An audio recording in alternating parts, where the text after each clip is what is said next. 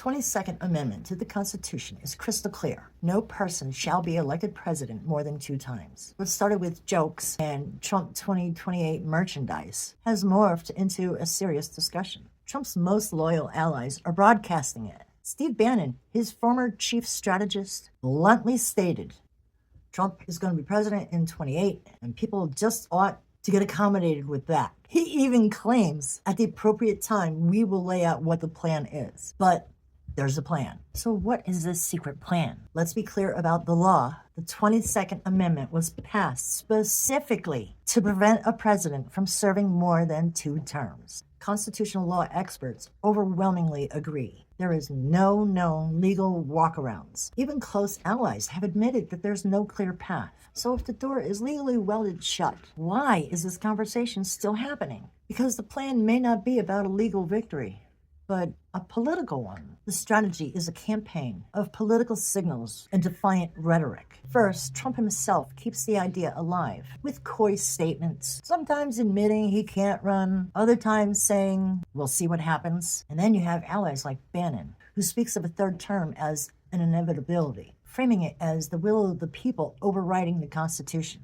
Finally, they circulate fringe theories, like a scenario where Trump becomes vice president and then ascends to the presidency. Legal scholars have debunked this, citing the 12th Amendment, and Trump himself has dismissed the idea as too cute. Still, the talk keeps the possibility alive in Trump's supporters' minds. The legal paths are dead ends. What's the real goal? First, it's about control over the Republican Party. By teasing a 2028 run, Trump effectively freezes the field of potential successors. Ambitious Republicans can't start their own campaigns without seeming disloyal. Second, it's about political disruption. The 3rd term talk is a masterclass in trolling the opposition and dominating the media, forcing critics into a state of constant outrage. Finally, it's a test to see how far our institutions can be pushed. By floating ideas that contradict the Constitution, the Trump camp gauges the level of resistance. It's a slow erosion of democratic guide rails. So is the secret plan for Trump 2028 really happening? Yes, but not as a legal plot.